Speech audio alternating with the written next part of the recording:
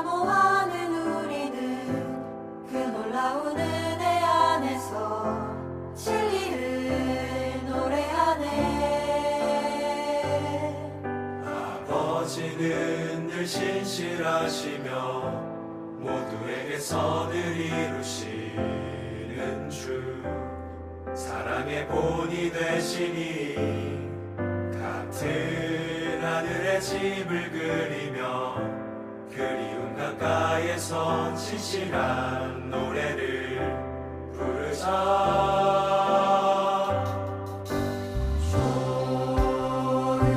좋으신 하나님, 좋으신 하나님, 참 좋으신 나의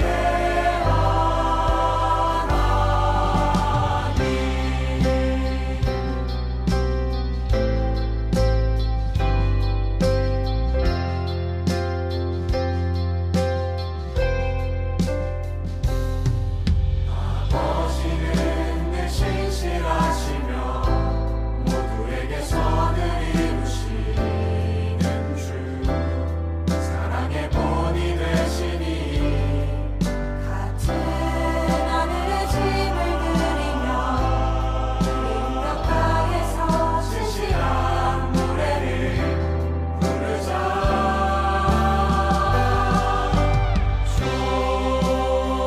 좋으신 하나님, 좋으신 하나님, 참 좋으신 나의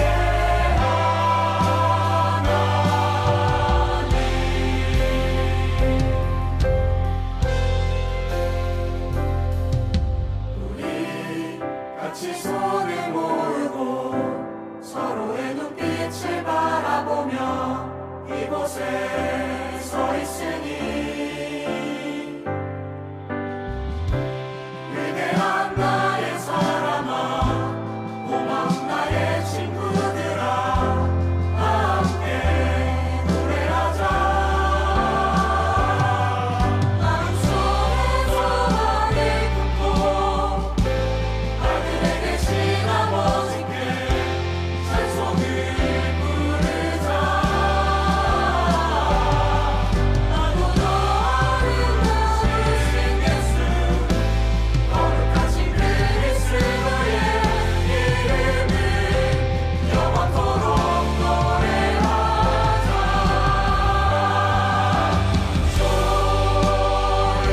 좋으신 하나님, 좋으신 하나님, 참 좋으신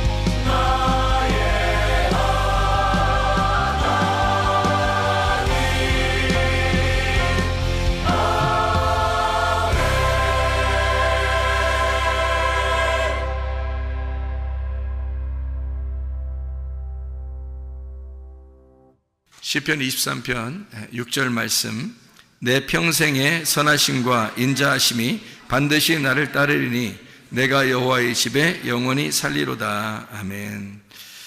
우리 평생에 하나님의 선하심과 그 인자하심이 우리를 막 추격해서 쫓아와서 나를 막 따라다니고, 뭐가 하나님의 선하심과 인자하심이 막 따라다니면서 우리를 추격해가지고, 우리는 가만히 있는데 막 선하심과 인자하심이 막 따라와요. 추격하고 따라와가지고 우리를 우리가 여호와의 집에 영원히 살리로다 했습니다. 여호와의 집에 영원히 살리로라는 말은 하루 종일 교회에 앉아 있으라 그런 말이 아닙니다. 그런 말이 아니라 여호와의 집 안에 있으면, 예수 믿는 사람들, 하나님을 믿는 사람들은 여호와의 집 안에 있다는 말이 무슨 말이에요?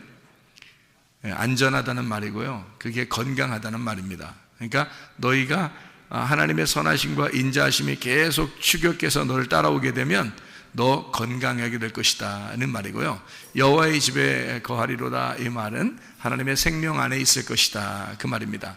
하나님의 사랑 안에 있을 것이다 그 말이에요. 그러니까 하나님의 선하심과 인자하심이 막 쫓아오니까, 그러니까 하나님의 사랑 안에, 하나님의 집 안에 우리가 거할 것이다. 그게 천국이죠. 여호와의 집이 천국이란 말이에요. 그러니까 너희가 천국처럼 살게 될 것이다 그런 말이죠.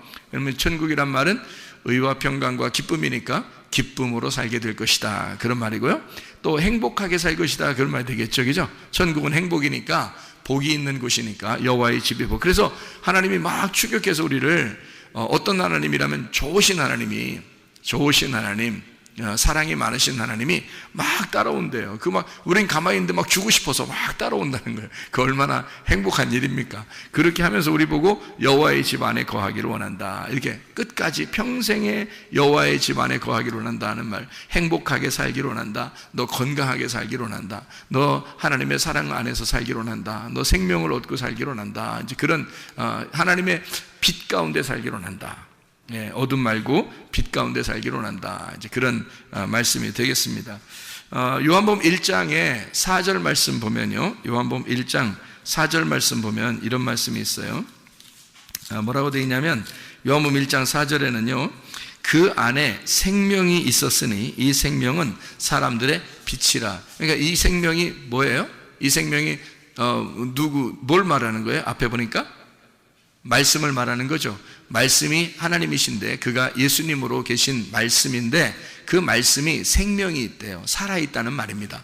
말씀이 살아있다는 말이에요. 그러니까 이런 성경책이 살아있다는 말에 막 글씨가 막 떠돌아다녀요? 그런 건 아니죠. 성경책이 떠돌아다닌다는 얘기가 아니라 이 말씀이 내게 왔단 말이에요. 내게 들어왔다. 이게 레마라는 말입니다. 레마로 내게 말씀이 들어오니까 그 말씀이 생명력을 가지고 생명이 있더라는 거예요. 살아있더라는 거예요. 그러니까 레마로 말씀이 들어오니까. 그래서 요한복음 6장 63절에는 이 말씀이 곧 영이요 생명이라 이렇게 되어 있거든요. 영이요 생명이라는 이 말씀은 레마라고 되어 있습니다. 레마라는 말씀이에요. 여기 요한복음 1장 1절에는 로고스 말씀이고요. 그러니까 로고스 말씀이 하나님이에요. 그 말씀이 그대로 존재하면은 우리하고 상관이 없죠. 레마라는 것으로 들어오려면 어떻게 돼야 되냐면 생명이 있어야 된다는 거예요. 살아있어야 된다는 말이고, 살아있으니까 빛이 돼야 되는 거예요. 그래서 살아있다, 빛이다. 그러니까 어둠을 향해서 빛이 되고 사망, 죽음을 향해서 생명이 된다는 말입니다. 이게 말씀이 된다. 말씀이 이 책 자체로만 있으면 나에게 아무 의미 없지만, 이 말씀이 내 속에 들어오면 생명이 되고, 이 말씀이 내 속에 들어오면 빛이 된다는 얘기입니다. 그렇죠? 그러니까 어둠 가운데 있지 아니하고 빛 가운데 있다라는 얘기고요. 어둠이라는 얘기는 어떻게 사는 걸 어둠이라고 그래요? 어둠으로 산다? 어떻게 사는 걸 어둠으로 산다 그러죠? 비정상적으로 살면 어둠으로 사는 겁니다. 비정상적으로 살면. 사람이 이렇게, 저도 비정상적으로 살아봤거든요. 인간이 인간답게 살아야 되는데 인간이 인간답게 살지 못하는 게 있어요. 그런 게 비정상적으로 산다는 거죠. 근데 비정상적으로 살다 보면 막 기쁘겠어요? 여러분? 막 행복하겠습니까? 그렇지 않아요. 여러분, 비정상적으로 살아보지 않으신 분들이 주로 있으셔서 잘 못 느낄지 모르겠지만, 비정상적으로 살아보면 말이에요, 굉장히 불안합니다, 여러분. 그러니까 영적으로 어떻게 될지를 모르는 거예요. 갑자기 어떻게 될지 모르겠다, 이런 느낌이 들어오고, 그 다음에 이러다 지옥 가면 어떡하지? 이런 느낌이 오기 때문에 불안해요. 항상 비정상적으로 이렇게 살다 보면 불안합니다. 그게 어둠의 삶이에요. 비정상적으로 사는 게. 그러니까 쉽게 얘기하는 거예요. 이게 어둠의 삶이라는 건 비정상적인 삶이다. 그러면 빛의 삶은 어떤 걸까요? 정상적인 삶이죠. 정상적인 삶이에요. 그게 정상적인 삶, 빛의 삶이에요. 그러니까 합법적이고 빛의 삶이고 환하고 그러죠. 그러니까 환하다, 어둡지 않고 환하다, 빛이 있다 이 말이에요. 그러니까 정상적이란 얘기예요. 정상적으로 사는 사람은 뭐처럼 살아야 돼? 그러니까 사람답게 살면 되는 거예요. 아주 쉽죠. 목사는 어떻게 살아야 돼요? 목사답게 살아야 돼. 목사가 목사답게 살지를 못하니까 힘들더라고요. 어둠 가운데 있더라고. 그런데 목사가 목사답게 살게 되면 지금은 말해요. 지금은 제가 참 누가 이게 비난하면 그 사람이 이상한 사람이야. 왜냐하면 목사가 목사답게 살고 있으니까. 목사가 목사답게 살아야 돼. 집사는요? 집사는 부동산 이렇게 기웃기웃 하라는 거예요? 집사는? 집사는 집사답게 살아야 되는 거예요. 그죠? 그러니까 성도는 성도답게 살아야 되는 거예요. 그러니까 우리 교회 교인들은요, 우리 교회 교인답게 살아야 되는 거예요. 그러니까 우리 교회 교인들은 우리 교회 교인답게 살아야 되니까 우리 교회를 사랑해야 되고, 교회를 자랑스러워해야 되고요, 말씀을 사모해야 되고, 이런 거죠. 그죠? 교인은 교인답게 살아야 돼요. 목사는 목사답게, 집사는 집사답게 살아야 돼요. 그러니까 이게 정상이란 말이에요. 그러니까 정상적으로 살면 그걸 뭐라 하냐면 빛의 삶이다, 이렇게 말하는 거예요. 비정상적인 삶은요, 뭔가 숨겨야 돼. 뭔가 숨겨야 되니까 그걸 어둠이라 그러는 거예요. 밝아지지 않았죠. 이게 드러나지 않게 살려고 하는 거죠. 그런 삶을 위한, 그게 비정상이기 때문에 그렇습니다. 요한복음 1장 4절에 말하는 이 말씀이 어땠다고요? 생명이 있다. 그러니까 사망의 반대가 되어 있고 어둠의 반대인 빛이 되었더라, 이런 이야기를 하는 겁니다. 그러니까 어둠 가운데 빛이 오셨다는 얘기죠. 주님께서. 제가 아침에도 우리가 오후인가요? 오후에 성경 공부를 하면서 우리 같이 나눈 말씀들이 있는데요, 암을 예방하거나 또는 암을 걸렸는데도 고침받을 수 있는 방법이 있다는 얘기예요. 여러분, 연구 많이 했습니다. 저도 질병 있는 사람들 고민을 많기 때문에 연구를 많이 하죠. 근데 결론적으로 영적으로 보니까 이게 정신적이고 영적인 문제더라, 이 병이요. 그래서 지금은 수많은 사람들이 그런 병에 걸려 있다. 그래서 이런 병을 예방하거나 또는 걸려도 낫게 하는 방법이 있는데, 왜 걸리느냐 봤더니 정신적인 문제 때문에 걸리더라는 겁니다. 정신적인. 그러니까 어떤 사람이 주로 걸리나 봤더니 우울한 사람이 걸리더라는 거예요. 이런 병들은. 그러니까 암이나 그 자가 면역 질환 같은 거 있잖아요. 이런 것들은 우울한 사람들이 주로 걸리더라. 그러니까 내성적이고 우울한 사람. 겉으로 막 표현하는 사람들은 병이 잘 안 걸립니다. 겉으로 표현하는 사람, 화도 잘 내고 표현하고 이런 사람들 있잖아요. 그 잘했다는 얘기가 아닙니다. 화 자꾸 내라, 이런 말이 아니라 화도 낼 때 내고 이렇게 뭐 겉으로 숨기지 아니하고 막 이렇게 겉으로 드러내는 사람들 있잖아요. 그런 사람들은 병이 잘 안 걸리더라는 겁니다. 근데 우울한 사람들 있잖아요. 그런 사람들은 병이 걸리더라는 겁니다. 그러면 병이 안 걸리거나 또는 병이 걸렸어도 낫을 수 있는 방법이 있어요. 병이 걸렸는데 계속 우울해 보세요. 병이 더 깊어집니다. 그런데 이제 병이 걸리지도 않을 뿐만 아니라 병이 낫는 방법이 뭐냐면 밝고 명랑하게 살면 됩니다. 그러니까. 그죠? 반대잖아요. 그죠? 그러니까 밝고 명랑하게 살면 병도 안 걸리고, 그러니까 정상적인 삶이에요. 그게. 빛의 삶이라는 겁니다. 정상적인 삶을 살아야 밝고 명랑하죠. 그죠? 예, 밝고 명랑하고 있는 그대로 표현하는 거죠. 밝고 명랑하게 살고, 그러면 우울하지 않고, 그러니까 내성적이지 않고 좀 더 자기를 표현할 수 있는 밝고 명랑하게 살면 좋겠다. 그러면 병이 걸렸어도 금방 치료가 될 수가 있다. 또 병이 안 걸릴 수도 있다는 얘기예요. 그런데 병이 어쩌다가 너무 피곤해서 걸릴 수도 있어요. 그러면 그것도 빨리 치료받는 방법이 뭐냐면 밝고 명랑해야 된다는 겁니다. 빨리 밝고 명랑한 것으로 바뀌어야 되는 거예요. 그러면은 치료받기가 쉽다는 겁니다. 그리고 이제 병이 나는 사람들의 특징을 제가 이제 조사를 해보니까요, 죽고 싶다는 생각을 많이 해요. 죽고 싶다. 제가 이렇게 사람들을 조사해 본 결과 죽고 싶다. 아유, 나 그만 살았으면 좋겠어. 아프니까 그렇게 하기도 하고요. 또 안 아픈 사람들도 이 세상이 너무 이렇게 힘들어지면은 무슨 생각이 들어오냐면 죽고 싶다, 이런 생각이 들어와요. 이거 세상 살아서 뭐하나, 빨리 하나님이 날 데려. 그러니까 우리가 그리스도인이니까 자기가 죽을 수는 없으니까 하나님이 나를 데려갔으면 좋겠다, 이제 그런 생각들도 하거든요. 그러면 천국 가는 줄 알고. 근데 그게 여기 이 땅에서 어떻게 살았는지 그거 다 보는데 하나님이. 근데 죽고 싶다는 마음을 가진 게 그게 빛의 삶이에요? 어둠의 삶이지? 그 하나님이 보실 때 정상적인 삶이 아니잖아요. 비정상적인 삶이라고요. 근데 죽고 싶다는 그런 마음들을 막 가져요. 아유, 이렇게 살 바에는 내가 죽었으면 좋겠다. 아유, 그게 더 편할지도 몰라. 하나님이 날 데려갔으면 좋겠어. 자기가 죽으면 좀 그러니까. 그래서 자기가 스스로 이거를 이제 하나님 탈피해 보려고 이렇게 사는 것보다는 죽는 게 낫겠다. 이제 그런 생각들을 하게 되는데요. 절대 그런 생각 가지면 안 됩니다. 그런 생각을 가지면 속에 있는 유전자들이 어떤 생각을 하냐면요. 우리 주인이 죽고 싶대. 그러면 이 속에서 변질이 일어납니다. 그러면 속에 있는 병이 생겨요. 속에서요. 그게 암이 될 수 있고요. 자가면역 질환이 될 수 있습니다. 그래서 자기가 자기를 공격해버리는 거예요. 이 속에서 주인이 죽고 싶어 하니까. 주인이 죽고 싶어 하니까. 그러면 우리가 이제 병이 안 걸리거나 또는 병이 났어도 빨리 병이 치료받는 방법이 있겠죠. 그럼 반대로 어떻게 해야 돼, 그럼? 살고 싶다 하면 되는 거예요. 살고 싶다. 막 도전적이고, 진취적이고, 뭔가 막 이루어내려고 하고, 뭔가 이렇게 막 활동적이려고 하고, 이러면은 속에 있는 이제 T임파고 있잖아요. 그리고 유전자, 이런 세포들이요. 막 우리 주인이 살려고 하니까 이게 막 움직이기 시작하는 거예요.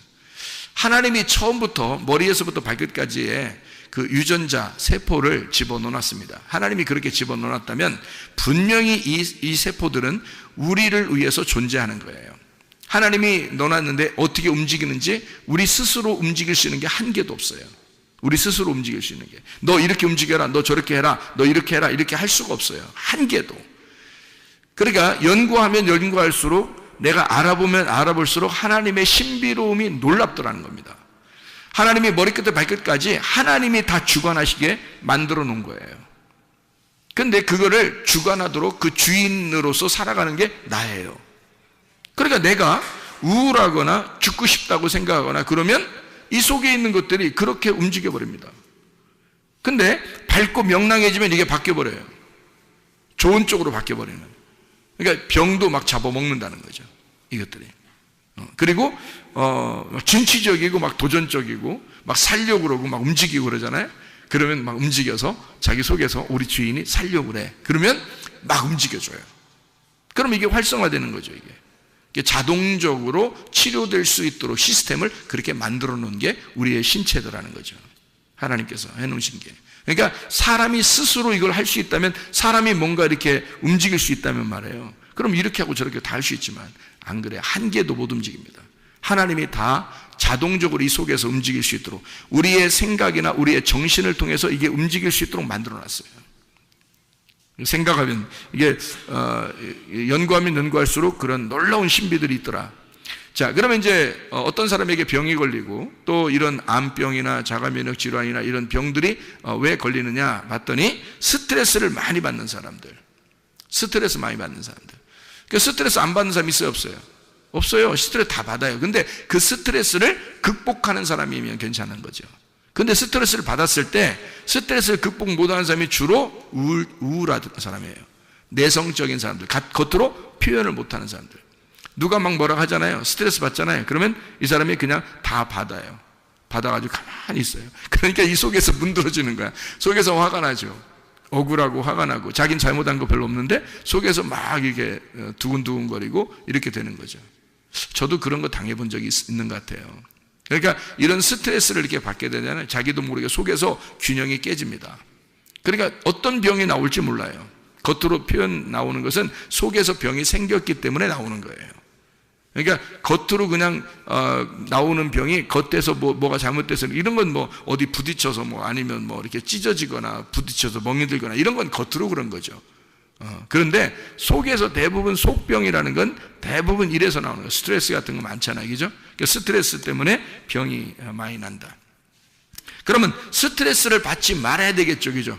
스트레스를 받지 말으면 그러면 병이 안 걸리겠네요. 병이 걸렸다가도 스트레스를 안 받으면, 스트레스 받지 않으면 그럼 병이 치료받을 수 있겠네, 그죠?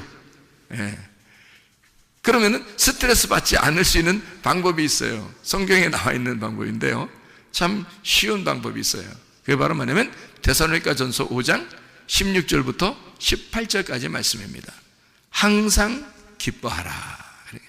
항상 기뻐하라. 이게 가능하다고 불가능하다고? 불가능하다고. 항상 기뻐하는 것은 누구만 가능하다고요? 미친 사람만 가능하다고. 그러니까 정상적인, 그냥 일반적인 사람들은 못하고요. 미쳐야지만이 항상 기뻐할 수 있습니다. 미치면, 하하하, 막 이렇게 돌아다니잖아요. 그런 사람들은 암이 안 걸립니다. 그래서 미친 사람들 암 걸렸다는 얘기를 못 들어봤어요. 그렇죠? 그러니까 이 세상에 돌아다니는 거지들도 암이 걸렸다든지, 위장병 걸렸다든지, 소화가 안 된다든지 그런 게 한 명도 없습니다. 희한하죠? 예. 그 사람들은 왜 우리보다 더 안 좋은 음식을 먹는데도 왜 그렇게 소화를 잘 시키고 위장병도 없고 그렇게 건강하게 살아갈까요? 스트레스를 많이 안 받는 겁니다. 기뻐하는 겁니다. 그냥 감사하고 기뻐하는 거예요. 그러니까 기뻐하고 쉬지 말고 기도하고 범사에 감사하는 거예요. 그게 하나님의 아버지의 뜻이라고 나오잖아요. 그러니까 우리 뜻이 아니에요. 아버지의 뜻이란 말이에요. 그러니까 우리는 우리 뜻대로 살지 말고 아버지의 뜻대로 사셔야 됩니다. 누가복음 22장 42절의 말씀 보니까 예수님이 십자가 못 박혀 돌아가시기 전에 기도합니다. 겟세마네 동산에서 기도할 때에 그 말이 무슨 말이에요? 뭐라고 기도해요? 내 마음, 내 뜻대로 하지 마시고요, 아버지의 원대로 되기를 원하나이다. 아버지의 뜻대로 되기를 원하나이다. 자, 우리 아버지께서, 우리 하나님 아버지가 우리에게 원하는 건 뭘까요? 건강입니다. 아버지가 원하는 건 건강이에요. 행복하게 살기를 원하는 겁니다. 천국 살기를 원해요. 생명을 살기를 원합니다. 그러면 그 아버지가 원하는 행복한 삶을 살기 위해서는 네가 어떻게 살아야지만 행복하다는 걸 아는 아버지는 항상 기뻐하면, 쉬지 말고 기도하면, 범사에 감사하면, 그게 천국 삶이라는 걸 아버지가 알기 때문에 그게 도저히 불가능한 얘기지만 너 이렇게 해야 돼 라는 말이에요. 불가능한 얘기인 거 알아요. 근데 하나님이 기뻐하게 해주겠다는 거 아닙니까?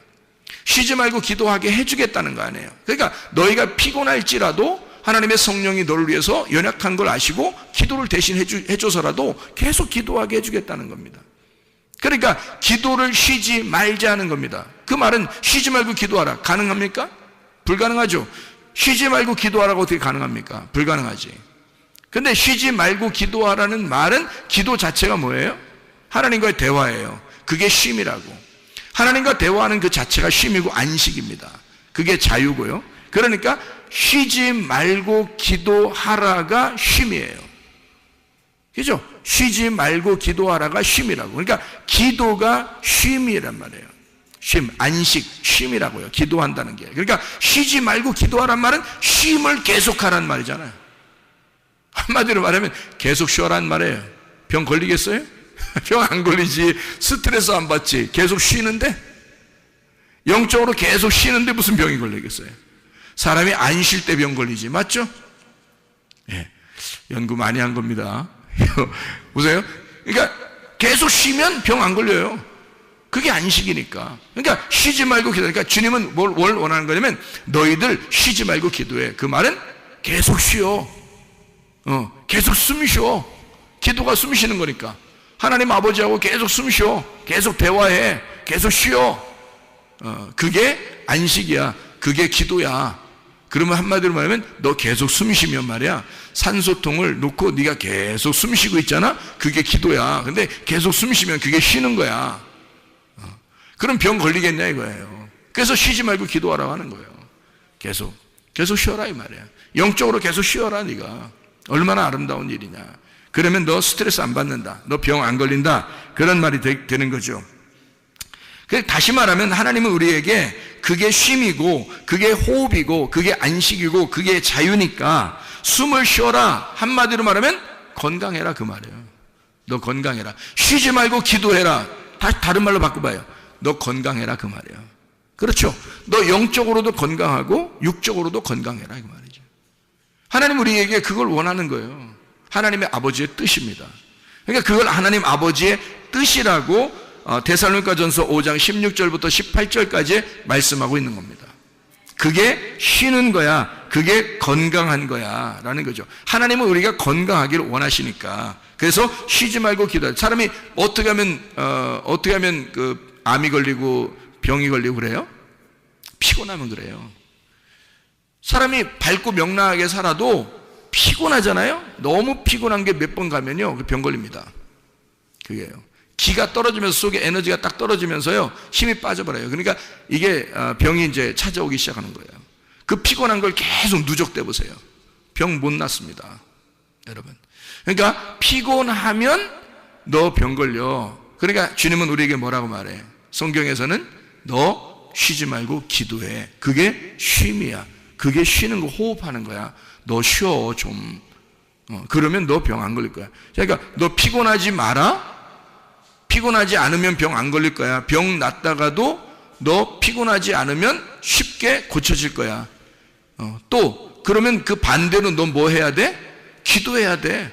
쉬지 말고 기도해. 계속 숨 쉬어. 하나님하고 호흡해. 그러면 너 건강해질 거야 라는 그런 말씀이죠. 하나님 우리에게 육적인 건강, 영적인 건강을 다 주고 싶어 한다는 거죠. 영적인 건강만 주고 싶다면 하나님이 우리 육체적인 몸에 유전자를 왜 넣어놨겠어요? 하나님이 우리에게 우리의 영적인 건강만 원한다면 육체적인 유전자를 왜 속에다가 우리 육체 안에다 집어넣어놨겠냐고요. 그건 하나님의 사랑입니다. 유전자는 하나님 아버지의 사랑이라는 글자를 우리 속에다 새겨놓은 거예요. 그러니까 하나님 아버지가 그 유전자를 통해서 계속 일하시는 거죠. 우리가 유전자를 못 움직인다니까요. 우리는 생각하고 우리는 말하고 우리는 행동한다. 그게 사람이니까. 우리는 생각하고 우리는 말하고 우리는 행동한다. 우리는 그렇게 살아가고 있는데 속에서 유전자는 우리가 생각한 대로, 우리가 말한 대로, 우리가 행동한 대로 움직이는 거예요. 그걸 누가 집어넣어놨기 때문에? 아버지 하나님이.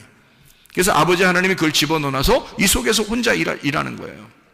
그러니 사람이 자기가 이렇게 해라 저렇게 해라 할 수 없는 거죠. 하나님은 그렇게 우리를 사랑해. 하나님의 사랑의 그 글자를 우리 속에다가 집어넣어놨다 이런 말입니다. 자, 피곤하지 말고 어떻게 하라고요? 쉬지 말고 기도하라고. 그러면 너 건강해질 거라고. 이게 병 안 걸리는 방법이라니까요. 병 걸려도 병 낫는 방법입니다. 이게.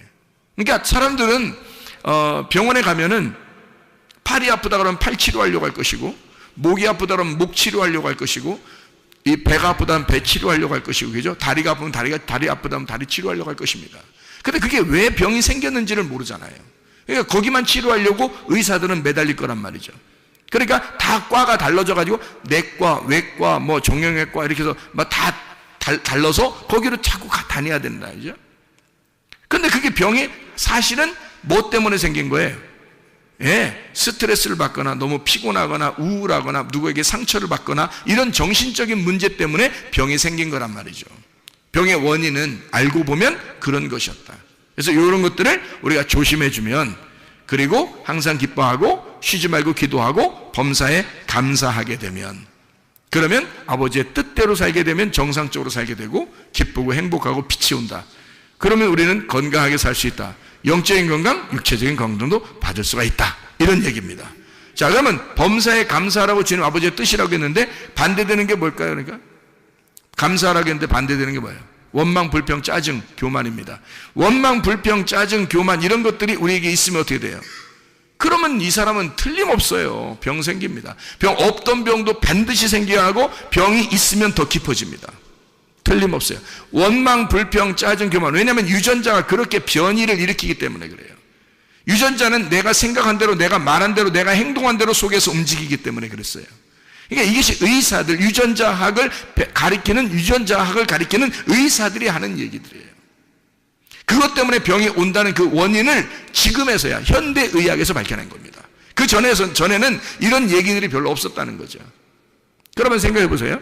내가 생각한 대로, 내가 말한 대로, 내가 행동한 대로 이 유전자가 변이돼서 병을 일으킨다면, 자, 원망, 불평, 짜증, 교만 이거 없애버리고 범사에 감사하게 되면요, 있던 병도 없어져.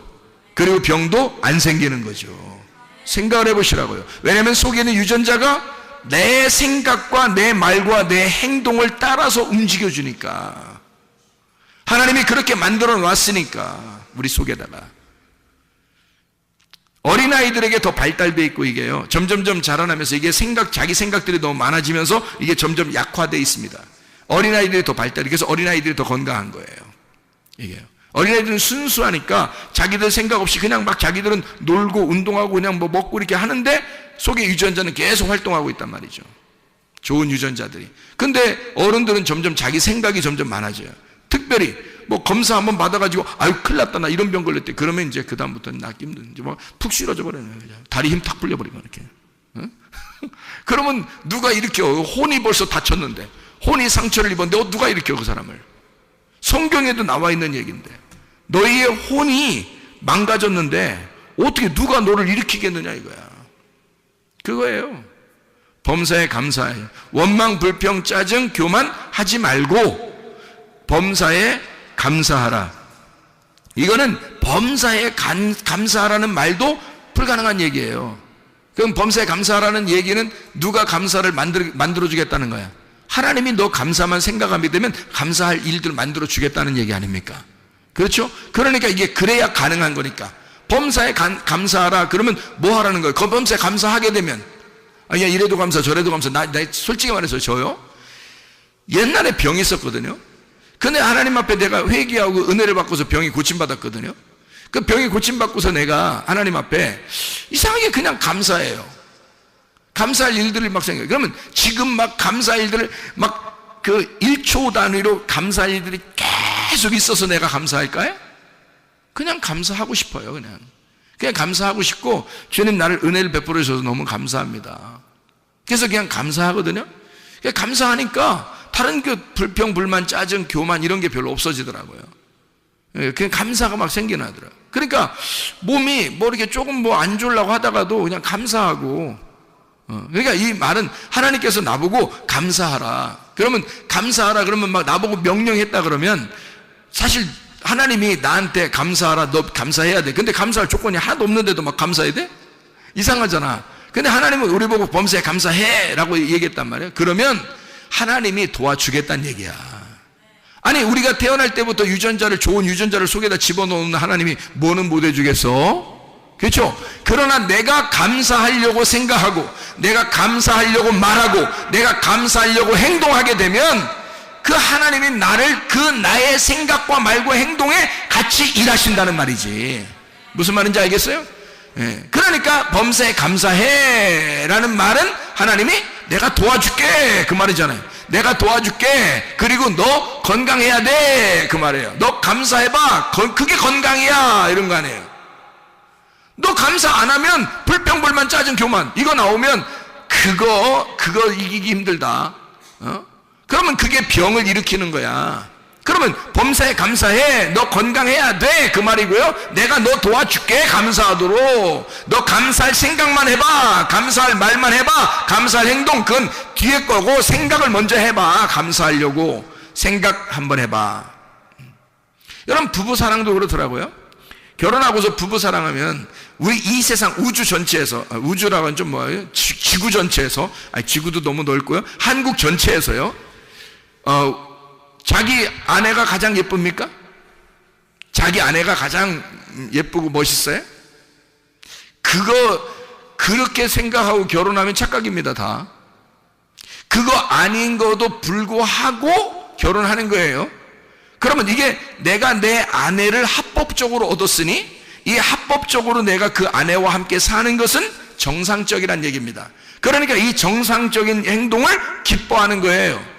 그러니까 나는 내 아내만 가장 예쁘다고 바라보고 내 아내만 행복하게 내 아내에게만 같이 살아야지라고 계속 정상적으로 생각을 하는 겁니다. 그렇죠? 그거 이렇게 하는 게 어렵냐고요. 그거 아니라고요. 생각을 그렇게 하는 거예요. 내가 생각을 그렇게 집중을 하니까 생각을 그렇게 나는 내 아내만 바라볼 거야. 나는 내 아내만 생각할 거야. 나는 내 아내하고만 행복하게 살 거야. 그러니까 내 아내가 이 온 우주, 지구, 우리나라에서 가장 예뻐서가 아니라 내 아내만 나에게 합법적으로 내게 보여진 내 눈에 보여진 아름다움이야 라고 내가 정상적으로 생각하기 시작하면 말이에요. 생각을 그렇게 하면 내 속에는 유전자가 어떻게 되겠어요? 그렇게 움직인단 말이에요. 이해가 돼요? 생각을 그렇게 하면 범사에 내가 감사하리라 라고 생각을 하게 되면 유전자가 따라온다는 거지. 하나님이 날 도와주기 시작한다는 거예요. 여러분, 내가 이렇게 하리라 라고 결심을 하게 되면 말이에요. 내가 주님을 사랑하리라, 내가 교회 예배를 참석하리라, 내가 기도하리라 라고 결심하고 생각을 하게 되면 내 말과 행동이 따라오게 되는 것이고 속에 있는 유전자는 같이 움직인다는 겁니다. 하나님은 나와 함께 동행하는 것이죠. 이게 하나님이 나를 도와주신다는 거죠. 그러니까 범사에 감사하겠다라고 생각하는 거예요. 불가능한 일이지만 하나님이 날 도와주시면 가능해. 그러니까 날 도와주실 거니까 범사에 감사하라고 하는 거지, 안 되는 건데도 하라고 그러지. 그렇죠? 사람은 그렇게 못하는 거야. 근데 그렇게 해야 돼. 너 범사에 감사해야 돼. 왜? 건강해야 되니까. 너 건강해야 되니까.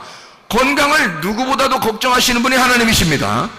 그러니까 이 하나님이 우리 보고 너 건강해야 돼, 그 말 명령하는 거예요. 너 건강해야 돼, 이렇게 하나님이, 창조주 하나님이 우리 보고 너 건강해야 돼 라고 명령한다면 얼마나 감사한 일이겠어요? 그게 이런 거예요. 너 항상 기뻐해야 돼. 무슨 뜻인지 아시겠죠? 쉬지 말고 기도해야 돼. 무슨 뜻인지 아시겠죠? 범사에 감사해야 돼. 무슨 뜻인지 아시겠죠? 너 건강해야 돼. 그 말입니다. 너 행복해야 돼. 너 천국을 살아야 돼. 너 생명으로 살아야 돼. 너 빛으로 살아야 돼. 그게 정상적으로 사는 거야. 너 생각만 해줘. 그러면 내가 널 따라다닐게. 생각만 네가 해줘봐. 내가 너 따라다닐게. 이런 말입니다. 생각이 어떠하냐에 따라서 하나님은 우리를 따라다니시고 그 건강하게 만들어 성경에 있는 거를 그대로 내 속에다 적용을 시키는 겁니다. 하나님 말씀과 내가 떨어져 있으면 아무 상관없는 말씀이죠. 그러나 이 말씀이 내게 들어오기 시작하면 생명이 된단 말이에요. 빛이 된단 말이에요. 레마가 된단 말이죠. 생명력이 된다는 거죠. 이게 말씀이 내게 역사하는 그 말씀이 되어버린다. 자, 사람이 이렇게 살다 보니까 병이 나는 것도 가지각색인데, 어떤 사람이 병이 나나 봤더니 너무 바쁘고, 사람이 정신없이 살다 보니까 병이 났다는 사람들이 참 많습니다. 내가 인생 정신없이 살다 보니까 참 병 났네. 그러니까 병 낳고 나서, 병 나고 이제 병원에 딱 입원해서 누워있으면 무슨 생각이 들어오겠어요? 그 사람들은. 내가 입원한 사람 병원에 이제 가서 이렇게 병문안 가잖아요? 그러면 그 사람들 중에서 많은 사람들이 이런 얘기를 합니다. 뭐라고 얘기하냐면, 내가 정신없이 살아서요, 이렇게 병이 났어요. 내가 미리 좀 알았으면 좀 쉬엄쉬엄 할 걸 그랬어요. 내가 정신없이 살았습니다. 너무 바쁘게 살았어요. 이러다 보니까 병이 났습니다 라는 사람들이 꽤 많더라고요, 여러분. 왜 정신없이 살아요, 그럼? 정신없이 살면 안 되겠죠? 정신없이 살면 그러니까 뭐 걸려요? 병 걸려. 그리고 또 병 걸리고 난 다음에도 정신없이 살면 병이 안 나서. 하나님 우리에게 뭘 줬어요? 정신을 줬는데. 그러니까 뭐 차리고 살아야 돼? 정신 차리고 살라고 분명히 우리 성경에서 우리 보고 정신 차리고 살라고 그러잖아요. 정신 차리고 살아야 되는데 왜 정신없이 살아? 그러니까 정신 좀 차리고 삽시다. 우리가 정신 차리고 살면 될 거 아니에요? 건강할 거 아니에요? 너희들 정신 차리고 살아라. 하나님 우리에게 정신을 주시고 그 맑은 정신을, 맑은 하나님의 영을 우리에게 주신 것은 너 정신 차리고 살아라는 얘기 아니야. 그럼 정신 차리면 어떻게 된다는 얘기야? 건강하다는 얘기야. 너 정신 차리고 살아. 그 말은 너 건강해야 돼, 그 말이에요. 그럼 정신없이 내가 요즘 정신없는 것 같은데 너 그 병 걸려. 병 있으면 속에서 막 번져나가. 정신없이 살면. 그러니까 이제 오늘부터 어떻게 해야 돼? 우리가 정신 차리고 살아야 되는 거지. 정신 차리고. 밥을 먹을 때도 정신 차리고 먹어야 돼. 정신없이 그냥 막 먹어야 돼. 응? 그냥 밥 먹을 때 그냥 확 1분이면 밥이 다 없어지는 사람이 있어. 어떻게 먹었다는 얘기야? 생겼다는 얘기야, 그냥. 응? 그냥 숟가락으로 그냥 이렇게 밥그릇 들고서 숟가락으로 넘겼다는 얘기야. 그냥 무조건 이게 삽으로 퍼서 이렇게 넘기듯이 넘겼다는 얘기예요. 이게 정신 있이 먹은 거예요? 정신 없이 먹은 거예요? 정신 없이 먹은 겁니다. 나중에 속에서 문제가 생기겠어요? 안 생기겠어요? 속에 문제가 생깁니다. 그럼 정신 있이 먹으면 어떻게 될까요? 정신 있게 먹으면 꼭꼭 씹어서 먹겠죠. 꼭꼭 씹어서 정신 차리면서 먹겠지. 그러니까 오래 걸리더라도 정신 차리고 꼭꼭 씹어서 물도 씹어 먹을 정도로 정신 차리고 먹는 거야. 무슨 말인지 아시겠어요? 그러면은 건강할 수밖에 없다는 얘기죠. 뭘 해도 정신 있게 하자는 얘기입니다. 정신 없이 하면 내가 너무 바빠. 나 오늘 너무 막 정신을 여기서 야 불렀잖아. 네 하면서 막 달려가가지고 줄 걸려서 너무 줄 걸리면 저런 거 막 툭툭 떨어지고 막 이런 스피커 같은 거 떨어지려고 그러고 정신없이 가니까. 자, 누가 불렀어요. 정신 있게 하면 어떻게 해? 네? 하고서 생각을 해봐야지. 먼저 내가 지금 저까지 가는 거리에 내가 어떻게 가는, 장애물은 무엇인지, 여기에 뭐가 있는지, 지금 저기에는 어떤 장애물이 있는지 이걸 딱 파악하고 걸어가면 이게 정신 차리고 가는 거죠. 근데 정신없이 가면 무조건 달려가는, 일단 무조건 달려가요. 그러다가 스피커 넘어질 뻔했죠. 그 다음에 키보드 막 넘어질 뻔했잖아요. 줄 걸려서. 이게 한두 건이 아니에요, 여러분. 그 어떤 사람이에요? 정신 없는 사람이라는 거죠. 너무 바빠요. 그래서 제가 불러다 놓고 뭐라고 했냐면요, 정신 좀 차리자. 응? 다른 말 아니죠? 정신 좀 차리자. 그러면서 하는 말이, 왜 그랬어? 왜 이렇게 바빠? 왜 이렇게 급해? 왜 이렇게 조급해? 왜 그런 거야? 잘하고 싶어서. 잘하려고 하지 마. 그냥 안 넘어뜨리는 게 최고 잘하는 거야. 비싸. 저거 넘어뜨리면 끝나. 응? 그러니까 차라리 안 잘해도 돼. 그냥 천천히 가. 천천히 가면 어때? 응? 누가 뭐라고 그래? 근데 자기는 잘하고 싶은 거예요. 잘해주고 싶은 거예요. 막 빨리 잘 보이고 싶은 거예요. 그러니까 이게 조급한 거죠. 정신없이 되는 겁니다. 이거요, 다른 사람에게 자꾸 눈치 보고 잘하려고 그러고 이렇게 정신없이 살면요, 여러분 병 걸립니다, 나중에. 이게 정신 차리고 정신 있게 살아야 된다. 그래야 병이 안 걸리고, 병이 걸려도 금방 낫습니다. 제가 이거 많이 종합해서 연구해 놓은 거예요, 여러분요. 자, 우리가 비교의식을 가지면 어떻게 될까요? 사람이 비교의식 가지면, 자, 누가 잘했어요, 행복은 성적순이 아닌데 1등부터 꼴등까지 있어. 그러면 아예 고민 안 해요, 여러분. 1등도 그렇고요, 꼴등도 괜찮은데요, 꼭 이게 막 이 비교의식 가지고 힘든 사람들이 가면 딱 중간 있는 사람들이야. 중간 있는 사람들은 앞에도 아니고 뒤도 아니야. 아예 꼴찌면 비교 안 합니다. 원래 자기 그런 사람이니까. 비교 안 하는 그런 사람들은, 여러분 꼴찌가 자살했다거나 이런 사람 들어봤어요? 없어요. 꼴찌는 절대 자살 안 하는 겁니다. 비교의식 자체가 없어요. 자기 뒤에 있는 사람도 없고 어차피. 그렇기 때문에 그냥 난 이렇게 살리라 이래요. 그냥, 야, 그게 상당히 지혜로운 사람입니다. 그러니까 공부는 좀 성적이 떨어졌는지 모르겠지만 세상의 지혜는 누구보다도 좋은 사람이에요. 그러니까 절대 자살 안 해요. 근데 1등하거나 불안한 사람 있잖아요. 2등하고 막 차이가 막 몇 점 차이 안 나. 3등하고 차이가 몇 점 차이 나. 막 불안해가지고 도저히 이거 막 겁나 죽겠어. 그래 1등 했다가 2등 돼봐. 이건 막 하늘이 무너지는 것 같아. 그래서 이런 사람들이 어떠면 마음에 불안함을 느껴요. 비교의식을 가지니까. 그죠? 그리고 형제가 둘이 있어요. 그러면 아빠가 이게 형제가 둘이 있는데 한쪽만 사랑해주고 그런 경우가 있죠. 뭐 동생만 더 이렇게 칭찬해주거나, 동생만 더 좋아해주거나, 아니면 형만 더 좋아해주거나, 누나만 더 좋아해주거나, 뭐 동생만 더 좋아해주거나 이러잖아요. 그럼 둘 중에 이렇게 한 명이 딱 비교가 되잖아요.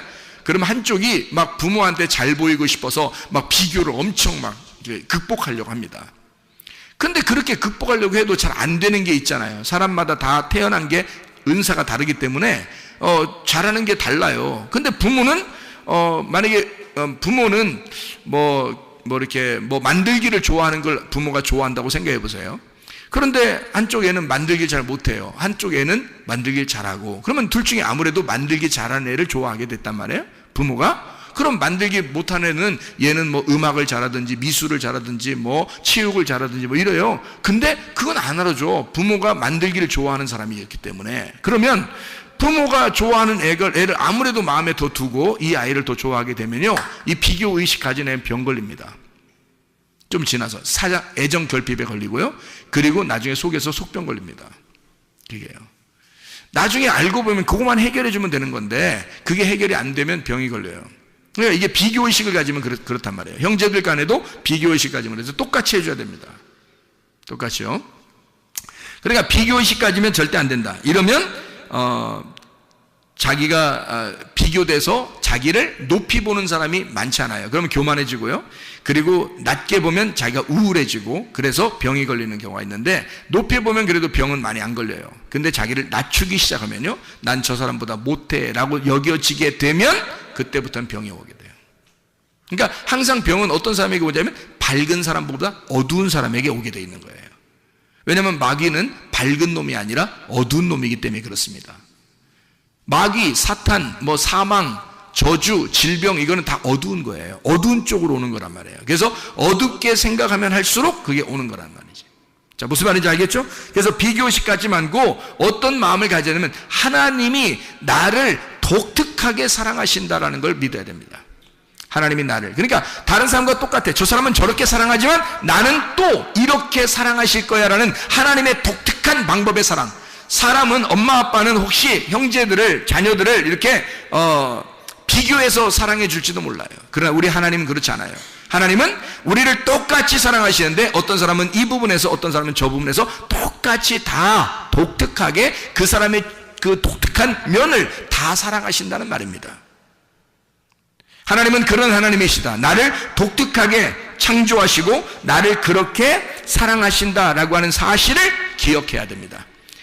하나님 분명히 날 사랑하셔. 그러면요, 비교의식 사라집니다. 하나님의 사랑을 받기 시작하면요, 비교의식 사라져요. 저도 옛날에 비교의식 많이 가졌습니다. 더 큰 교회 목사도 있고요, 뭐 작은 교회는 뭐 바라보면 뭐 비전 깎이니까 안 되고, 큰 교회만 바라봐서, 큰 교회 바라보고서 비전을 더 키워야 나가야 되니까 그렇게 생각도 해봤을 거 아니겠습니까? 그죠? 그러니까 점점점 이렇게 막 비교의식을 갖게 되면요, 행복이라는 게 없어요. 행복이. 그러니까 계속 뭔가 내가 어느 정도 성취하기 전까지는 기쁨이 없는 거예요. 아직 안 이루어졌다는 얘기죠. 그런데 생각해 보세요. 자, 하나님 말씀을 받았어요. 하나님이 나를 정말 은혜 가운데 날 사랑했다는 사실을 내가 깨달았어요. 그러니까 그때부터 어떻게 되냐면 감사하기 시작한 거예요. 뭐든지 감사한 거예요. 이 상태가 그냥 감사한 거예요. 이 상태로 만족하는 거예요. 하나님이 나를 그냥 있는 나 그대로 날 사랑하신다라는 것을 깨닫게 되는 거죠. 그러니까 독특하게 나를, 내가 있는 그대로, 나의 이 점을, 단점과 내 장점이 있는데 그런 것들을 하나님이 날 있는 그대로 사랑해 주신다. 그런 하나님이었구나라는 것을 깨닫게 된 겁니다. 그러니까 비교의식이 사라지더라고요. 하나님은 그 사람은 그 사람대로 사랑하시고 나는 나대로 사랑하시는 하나님이시다라는 것을 내가 깨닫게 된 거죠. 이걸 여러분이 알게 되면 비교의식이 사라지게 되겠죠. 자, 사람이 또 병이 왜 생기고, 병이 생기면 왜 잘 안 낫냐면 미워하면 그렇습니다. 미워하면요. 하나님은 근데 우리 보고 반대에 뭐라 그래요? 용서하고 사랑하라 그럽니다. 하나님 자체가 뭐니까요? 사랑이니까. 요한에서 4장 8절 16절 말씀 보니까 하나님은 사랑이시다 이렇게 돼 있죠. 미워하게 되면 병이 생깁니다. 자기가 두근두근 거려요. 이게 두근두근 거리면서요, 속에 병이 생깁니다. 좀 지나서는 두근두근 거렸다고 그날 푹 병걸 주고, 이게 아니에요. 두근두근 거리는데 이것이 몇 번 두근두근 거리고, 미워하면 미워할수록 막 복수하고 싶은 생각이 들고, 속에서 저 사람 뭐 어디 안 부러지나 뭐 이렇게 생각 막 이러면요 그러면 하나님이 막 자기를 진짜 막 사랑하는 것 같이 느껴지고, 저 사람을 갖다가 다 한번 자기를 이제 어떻게 했으니까, 상처 줬으니까 저 사람은 딱 이렇게 됐으면 좋겠다. 그런데 절대 그 사람이 그렇게 안 돼요. 알고 보니까, 내가 성경을 알고 보니까 하나님은 그 사람도 사랑하시더라 이 말이야. 하나님은 그 사람도 사랑하시더라 이거지. 이쪽 사람도 사랑하는 거고. 그러니까 둘 다 사랑하기 때문에 그런 일들은 거의 안 나타나요. 그러니까 그런 걸 차라리 포기하고 그냥 미워하는 마음을 용서하고 그리고 사랑하란 말이에요. 그러면 이 두근두근한 마음이 사라져버려요. 그러면 속에 있던 병도 없어져. 병도 잘 안 생기고 이런 겁니다. 승질내지 말자. 승질내지 말자. 승질내면 그게 처음에는 자기가 분통, 이게 딱 이게 분통 터지고 딱 이렇게 할 때 승질 탁 내면요, 없어질 것 같죠? 이게 속에서 유전자가, 어떤 이게 유전자가 움직이냐면 이 사람은 승질낸다는 거죠. 성경에 승질내지 마. 이건 하나님의 의를 이루지 못한다고 나오잖아요. 그러니까 승질내면 안 되는 거예요. 이건 반드시 하나님적인 것이 아니라 마귀적인 것입니다. 그래서 승질을 내기 시작하면요, 여러분, 그러면 마귀가 틈타는 겁니다. 승질 내면 죄를 짓는 거예요. 승질 내기 전까지는 죄를 짓는 게 아니에요. 근데 승질 내는 순간 죄를 짓는 거예요, 여러분. 마귀는 그 죄를 통해서 들어오니까요. 그러니까 승질을 내게 함으로써 마귀가 들어와요. 그래서 그날 승질 냈다고 그날 어떻게 되는 거 아니에요. 근데 들어와서 병을 일으킵니다. 그리고 그 병이 있는 사람은 더 안 낫습니다. 승질 내면. 그래서 승질 나면요, 빨리 이것을 해결해야 돼요. 어떻게? 부드럽게 만들어야 돼, 자기를. 자꾸 부드럽게 만들어야 돼. 그리고 초조하고 무섭고 두렵고 뭐 이런 거 있잖아요. 무섭고 초조하고 두렵고 이런 마음들이 있는 사람도 있습니다. 그런 사람들은 담대해야 돼. 주님께서 그 여호수아에게요, 막 두려워할 때 하나님이 나타나십니다. 여호수아에게 너 담대하라 그러잖아요. 두려워하지 말고 담대하라 그러죠. 모세에게도 그러죠. 그리고 예수님 제자들에게, 숨어있던 제자들에게 예수님이 나타나가지고 너희들 평강할지어다 그러죠. 왜냐하면 두려워하는 자들에게 평강을 주는 거예요. 내가 함께 있다는 얘기입니다. 그 말이 평강할지어다. 그 말이 내가 너와 함께 있을게. 나 너와 함께 있는 거 몰라? 내가 너와 함께 있는 거 몰라? 모르니까 그러는 거예요. 모르니까 두려운 거야. 초조하고 무서운 거예요. 무슨 말인지 알겠습니까? 네가 정말 내가 너와 함께 있는 거 알아? 그러면 그렇게 되겠습니까? 무섭지 않게 되겠죠. 그죠? 무섭고 초조하고 두렵다는 얘기는 하나님이 나와 함께 한다는 사실을 안 느껴지기 때문에 그렇습니다. 그러면 병이라는 건요, 그걸 통해서 계속 속에서 이 병이 생겨나는 거예요. 더 점점점 퍼져나갑니다. 무섭고 두렵고 초조하기 때문에 그렇습니다. 자, 그러면요, 다른 사람에게 이게 뭔가 예민해지겠죠? 예민해지니까 사람이요, 초조하고 조급하고 급하고 막 이런 사람들 있잖아요. 그런 사람들은 예민하잖아요. 그러니까 예민하니까 어떻게 돼요? 날카로워집니다. 날카로워지는 사람이 어느 날 있다가 갑자기 병이 생기는 거죠. 또 병이 생긴 사람은 병 때문에 또 더 날카로워지는 겁니다. 그럼 물론 이해를 해줘야 되죠. 하나님께서 사랑이시니까 그의 날카로움을 자꾸 이해해 주긴 해야 됩니다. 그렇다고 해서 날카로움이 좋은 거기 때문에 계속해서는 안 되는 거죠. 날카로움은 나쁜 거거든요. 날카롭게 행동하는, 날카롭게 막 지적하고 날카롭게 짜증내고 이런 사람이 있어요. 그거 하지 말라는 겁니다. 병 있는 사람은 병이 더 깊어진다. 그러면 이 사람 병 없던 사람도 병 생긴다. 그렇게 하면 날카롭게 짜증내고 지적하고 그러지 말자. 자, 어떻게 하자 그럼? 부드럽게 격려하자. 말 똑같은 말인데 날카롭게 하면 잘 안 들어도 부드럽게 격려하면 알아듣습니다. 더 알아들어요. 그러니까 일부러라도 부드럽게 격려하기를 시작하자. 그러면 있던 병도 없어진다. 병도 안 걸린다. 이게 통계적으로 그랬죠. 통계적으로 좀 연구해서 얘기하는 겁니다. 여러분, 암이나 자가 면역 질환 이거 걸리지 않고 걸려도 낫는 방법들이에요, 이게. 왜냐하면 이 모든 병들은 대부분 정신적으로 오기 때문에 그렇습니다.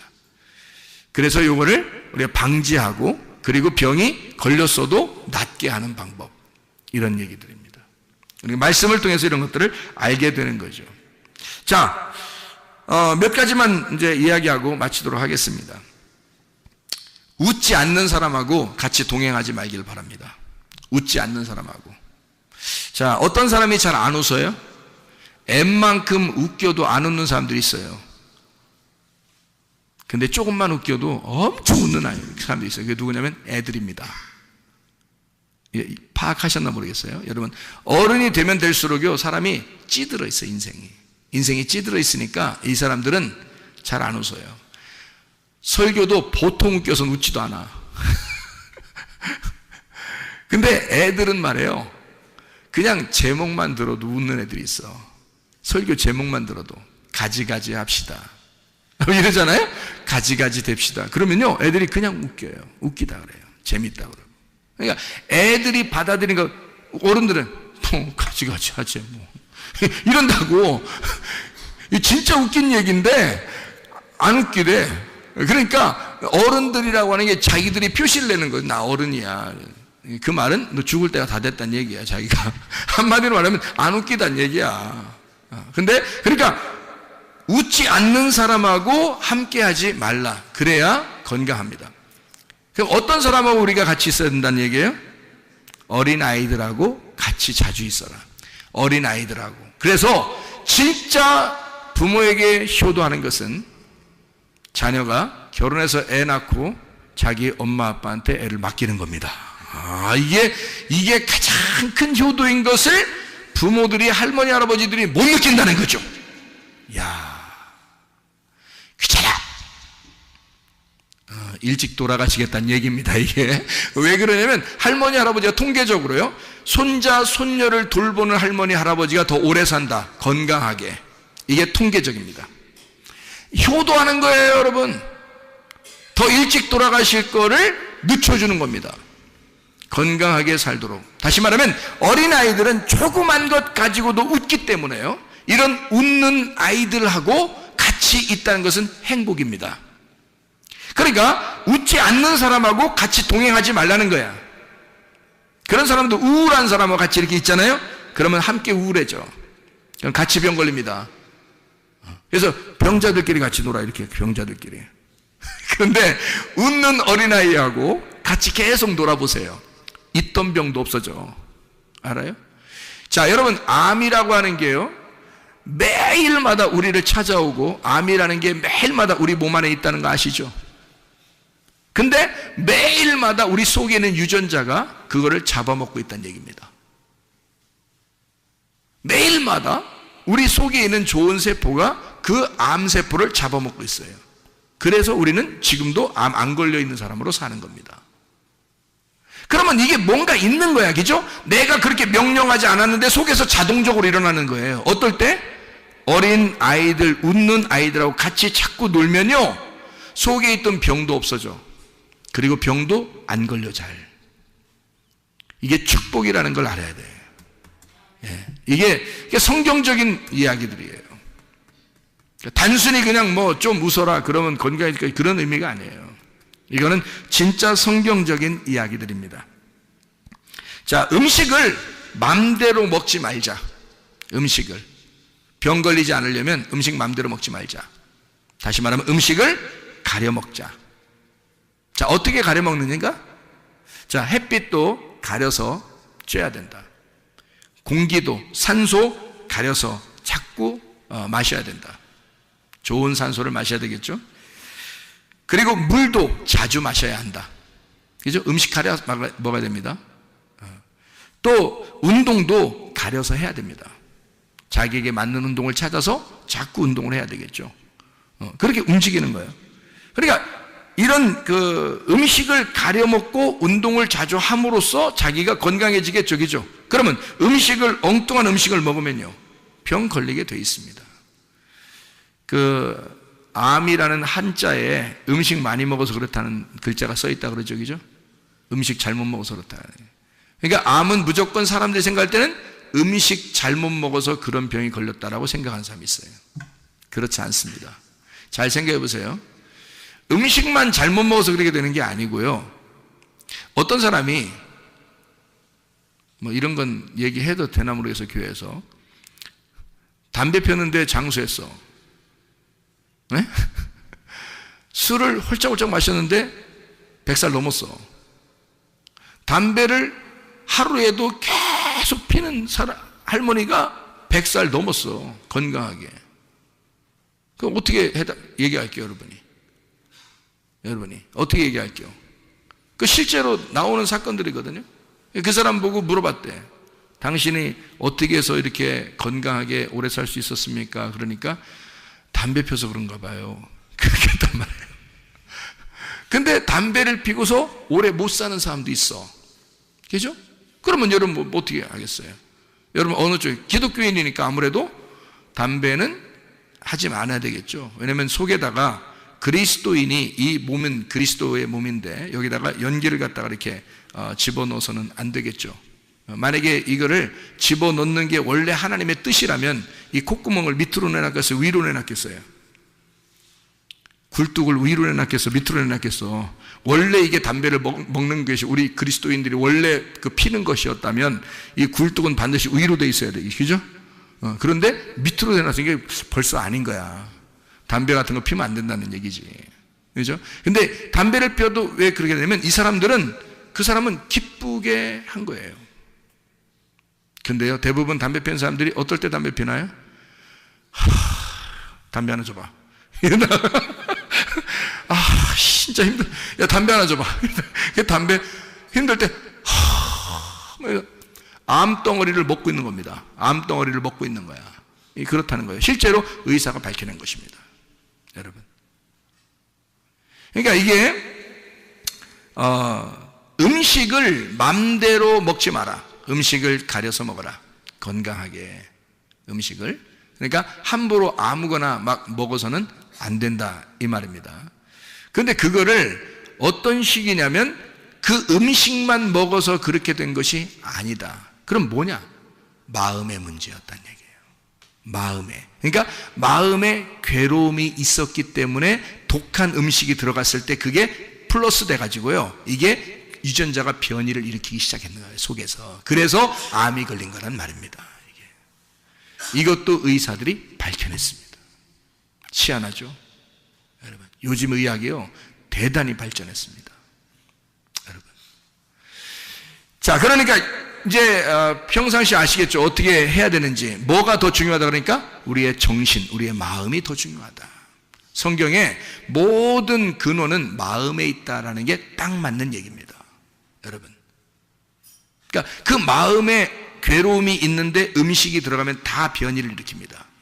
근데요, 마음에 즐거움이 있는데 음식이 들어가면 기쁨으로 바뀝니다. 희한하죠? 그러니까 문제는 마음, 그 정신에 있었던 거란 얘기예요. 자, 놀랍죠? 그래서 여러분, 중동에 있는 이스라엘 백성들하고요, 그 중동 지역의 사람들은 음식을 어떻게 먹는다? 우유하고 고기는 절대 안 먹는다. 우유하고 고기는 섞어서 절대 안 먹는다. 왜? 우유는 우유대로 먹고요, 고기는 고기대로 따로 먹습니다. 나중에. 그러니까 고기를 먹었으면 우유 안 먹고 우유는 나중에 먹어요. 그러니까 아침에 고기 먹었으면요, 우유는 저녁이나 다음날 먹습니다. 절대 같이 안 먹어요, 이거. 왜냐면 우유하고 고기하고 섞어지면, 이게 삶아지면요, 속에서 암이 생긴단 말이에요. 암이. 그거를 밝혀냈어요. 이스라엘 의사들이. 성경에 그게 나오니까 성경의 출애굽기 23장 18절 19절 말씀에 염소 새끼를 어미의 젖으로 삶지 마라. 이게 속에 들어가서 우유하고 고기하고 같이 들어가면 속에서 삶아지니까 이게 속에서 암덩어리라는 유전자가 바뀌어서 세포가 암덩어리로 바뀐대요. 그거를 밝혀냈어요. 이스라엘 의사들이요. 그 사람들은 절대 같이 안 먹습니다. 같이 안 먹어요. 아이스크림도 마찬가지입니다. 고기 먹고 아이스크림 먹으면 똑같아집니다. 이거. 그죠? 아이스크림도 우유 성분으로 만들잖아요. 그래서 이거를 같이 먹으면 안 돼요. 그러니까 이건 따로 먹어야 돼. 차라리 음료수 같은 건 물이니까 그렇겠죠. 자, 우리의 비전과 환상과 꿈이 없으면 망합니다. 이거는 여러분 성경의 잠언서 29장 18절 말씀에 나와 있는 말이에요. 비전이 없으면 내 백성이 망한다 그랬어요. 그러니까 비전과 꿈과 환상이 있어야 됩니다. 그게 없으면 망한다. 다시 말하면 뭔가 미쳐 있으면 살아간다는 겁니다. 여러분과 제가 어떤 미친 사람이 밖에서 미친 사람이 암 걸렸다는 얘기 없다 그랬죠? 그러니까 미친 사람들은 암에 안 걸립니다. 거지들도 암 안 걸립니다. 다시 말하면 마음이 편합니다. 이 사람들은 생각을 안 해요. 다른 생각들을. 그래서 그런 거예요. 그러니까 우리가 뭔가 한쪽에 막 이렇게 쏠려서 뭐가 열정적으로 그 하나를 이렇게 집중하게 되면요, 다른 병이 안 생깁니다. 그게 열정이 살아있다는 얘기예요. 꿈과 비전과 환상이 살아있다는 얘기입니다. 그러면은 뭐 하나에 미쳐서 살아간다. 다시 말해 우리가 딴 데 미치지 말고 기도에 미치고 예배에 미치고 찬양에 미치고 하나님께 미치고 그러면 하나님께서 우리에게 더 건강하게 해주신다는 거예요. 이왕이면 그리스도인이니까 그리스도인답게 살아가는 것입니다. 그러면 우리 건강도 하고 하나님도 기뻐하시고 우리도 기쁘게 살아갈 수 있고 그렇게 될 수 있는 거죠. 우울한 노래를 듣지 말자. 우울한 노래 듣는 사람들, 자살한 사람들 많습니다. 그리고 우울한 노래 듣다가 병 걸린 사람들이 많더란 얘기입니다. 그래서 우리는 노래를 들을 때, 차라리 찬양 노래를 들을 때 밝고 신나는 노래들을 많이 듣자. 밝고 신나는 노래들. 그게 우리에게 건강을 가져오기 때문이다. 하나님은 우리가 건강하기를 원하시잖아요. 그죠? 마지막으로 사실을 받아들이지 말자. 사실을. 병이 있다는 사실을 받아들이지 말자. 그 말은 무슨 말이냐면 병이 분명히 찾아오거나 병이 오면요, 이게 검사를 합니다. 사람이. 그죠? 어디 아프니까 병원 가서 검사합니다. 그러면 병이 있다는 게 밝혀지죠. 그럼 병이 있다는 걸 밝혀지면 다리에 힘 풀려요. 그럼 그때부터 힘들어져. 이 사실을 부인해야 돼. 극구 부인. 무슨 말이냐면 내가 병이 있다. 그러면 그래 좋아. 있어. 그렇지만 하나님은 나를 치료하실 거야 라는 것을 플러스 시키란 말이에요. 그러면 그 사실과 하나님의 진리, 하나님의 말씀은 나를 치료하실 거야. 하나님은 분명히 치료의 하나님이시지 병을 주는 하나님이 아니라고 했으니까, 그러니까 하나님은 치료의 하나님이야. 나는 병이 걸린 게 사실이야. 근데 그 사실하고 하나님의 진리의 말씀하고 같이 합해놓자는 말이에요. 그러면 그게 진실이 됩니다. 사실로 살아가지 말고 진실로 살아가자는 말이에요. 자, 심장은 암이 걸린다 안 걸린다? 안 걸린다. 다른 어디에도 머리끝에서 발까지 다 암이 다 붙으면 다 암 걸려요. 머리에 붙으면 뭐 무슨 뇌암도 걸리고 무슨 뭐 눈에 안암도 걸리고 입에 혀암도 걸리고 뭐 귀에 무슨 암도 다 암 걸리거든요. 어디든지 암이 붙으면 무조건 다 암이에요. 골수암, 혈액암, 뭐 다리 무슨 암, 뭐 어디 뼈 무슨 암 다 암이 걸려. 뭐 콩팥암, 신장암, 뭐 위장암, 뭐 대장암 뭐 이런 거 다 걸릴 수 있거든요. 근데 심장암은 없답니다. 그 말은 무슨 말이냐면 심장은 피를 제공하는 곳이기 때문에요. 사람 몸에서 피를 제공하는 곳이 심장인데 이 심장이 없으면, 심장이 딱 정지하면 죽은 사람이라는 거죠. 그래서 이 심장은 뭐 하는 곳이다? 피를 공급하는 곳이다. 피는 뭐예요? 생명이라는 거죠. 생명을 공급하는 장소는 암이 안 걸린다는 거예요. 여러분, 희한하죠? 몸 중에서 암 한 군데가 딱 안 걸리는 데가 있는데 심장만 안 걸린다는 거예요. 여러분, 그럼 다시 말하면 생명이 솟아나는, 피가 솟아나는 심장에만 암이 안 걸린대요. 그렇다면 우리가 생명을 전달하는 자는, 생명을 전달해 예수의 피를 전달하고 생명을 전달하는 자는 속에 있는 질병도 떠나가고 질병도 생기지 아니하고, 생명이 살아있으니 심장이 움직이고 있으니 하나님의 심장이 된 내가 움직이고 있으면 건강하게 된다는 것입니다. 이해가 되겠습니까? 심장만 암이 안 걸린대요. 참 놀랍죠. 이게 그렇게 구조를 만들어 놓으신 분이 하나님이십니다.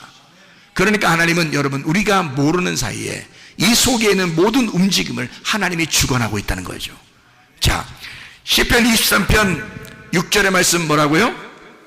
시편 23편 6절에 주님께서 우리를 선하심과 인자하심이 너희를 정령 쫓아와, 너희를 쫓아와, 라다프 한다는 거죠. 쫓아와 가지고 어떻게 한다? 너희를 따라와. 선하심과 인자하심이 너희를 반드시 따라온다는 거예요. 나를 반드시 따라와. 그래서 어떻게 한다고? 여호와의 집에 영원히 살게 만든다고.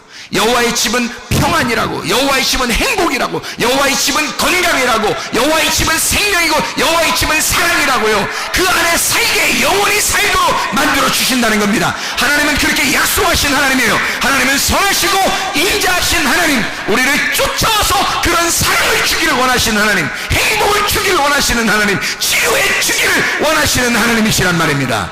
기도하겠습니다. 하나님 앞에 그런 하나님, 내 건강을 주시옵소서. 하나님, 내 몸에 건강 주시옵소서. 내게 생명을 주시옵소서. 내 속의 질병을 치료해 주시옵소서. 이런 선하신 하나님, 내게 역사해 주시옵소서. 지금도 살아계신 그 하나님 앞에 기도합니다.